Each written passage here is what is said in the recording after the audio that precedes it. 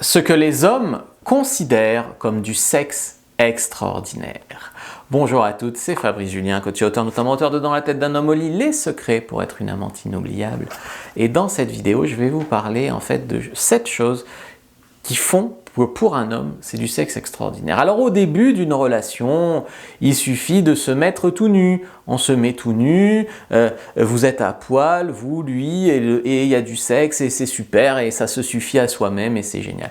Mais après, au bout de 1, 2, parfois 10 ans, ça dépend du temps, les choses deviennent un petit peu plus compliquées. C'est-à-dire que vous avez beau vous mettre à poil, bon, oui, c'est cool, mais enfin, ça vibre pas, quoi. Donc ce que je vais vous donner ici comme conseil, ça peut être un petit peu contre-intuitif. Et de toute façon, c'est un ensemble de conseils. C'est pas un 1, 2, 3, 4, 5, 6, 7, ça se rejoint, ça se recoupe. Donc je vous invite vraiment à regarder la vidéo jusqu'au bout. La première chose que je vous invite à tenter, c'est, en fait, l'homme a un besoin de variété au lit. Alors les femmes disent les hommes sont infidèles, etc. Oui, c'est une forme de variété, effectivement, de coucher avec plusieurs femmes, mais il y a moyen d'avoir de la variété en étant avec la même femme, bien sûr. Et pour cela, il faut par exemple que la femme ait plusieurs types de tenues sexy, faire l'amour dans différents endroits, voilà, ce genre de choses. Donc ce que vous pouvez faire, vraiment, vous déjà, c'est avoir des nouvelles tenues sexy différentes, etc. Être ouverte en fait à ça. 2. Tenter de nouveaux préliminaires. Les hommes adorent les préliminaires, les femmes aussi, encore plus peut-être. Eh bien, tenter de nouvelles choses. Pas toujours dire il me fait un cuni 2 minutes, je le suce 5 minutes, il me prend 3 minutes et c'est fini. Tu vois. Donc finalement, tenter dans des endroits différents, tenter des pratiques différentes, tenter des mouvements de la main différents, voilà, tenter des choses vraiment différentes. 3. Montrer que vous, de votre côté, votre désir reste intact. Montrer que après toutes ces mois ou toutes ces années, vous avez toujours une libido à fond, vous avez toujours envie de lui d'une façon terrible, etc. Parce que c'est contagieux les émotions. Quand une femme devant toi elle est super excitée sexuellement, bah, tu peux avoir une contagion émotionnelle et être super excité sexuellement toi aussi. Donc ne cachez pas votre désir pour lui en fait, surtout après quelques années où ça aura tendance à être considéré comme normal et comme tout ce qui est considéré comme acquis, généralement ça s'efface avec le temps. 4, c'est vous montrer votre plaisir à fond. Certains disent que c'est parce qu'une partie du plaisir de l'homme vient de son ego de vous donner du plaisir. Donc quand vous criez à fond, il prend son pied en fait. Donc si vous voulez l'exciter en fait au lit, que ça soit du sexe torride pour lui, donc différentes lingeries, vous avez super envie de lui, vous essayez des nouvelles choses et vous montrez votre plaisir à fond.